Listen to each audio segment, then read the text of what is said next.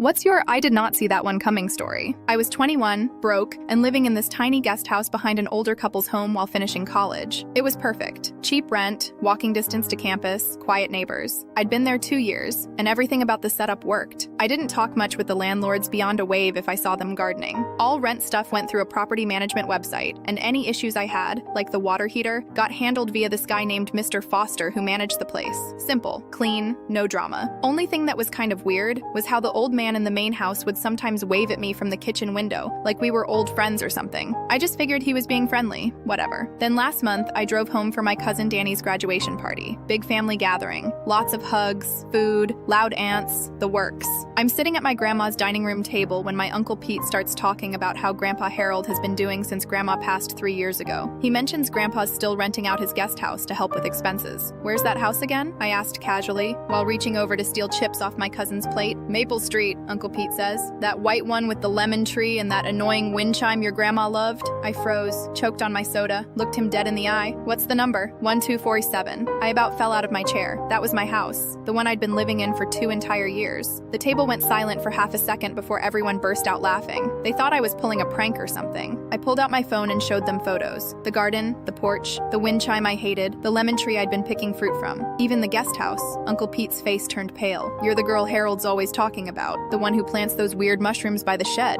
Turns out Grandpa had security cameras to keep raccoons out of the trash and had been watching me this whole time. He'd seen me hanging out on the porch, doing laundry, even sticking decorative garden stakes, which he thought were mushrooms, in the dirt. And get this, he never recognized me. Why? Because I'd been going by my nickname Rosa on all the lease paperwork instead of Rosalina. Plus, I'd dyed my hair black and lost 30 pounds since high school, so I didn't look anything like the chubby blonde kid he remembered. I was shaking when I called him that night. Grandpa, it's Rosa, your tenant. There was a pause, then the loudest laugh I've ever heard from him. You're kidding me, he kept saying. You're the mushroom girl, my own granddaughter. Apparently, he'd been bragging to his poker buddies about his model tenant, how I kept the place nice, never paid late, didn't throw loud parties. He even said he'd been planning to offer me a discount for being such a responsible young renter. The next morning, he showed up at my door with a plate of cookies, still laughing. He gave me a full rent-free month and officially released me from my lease with a wink and a family discount.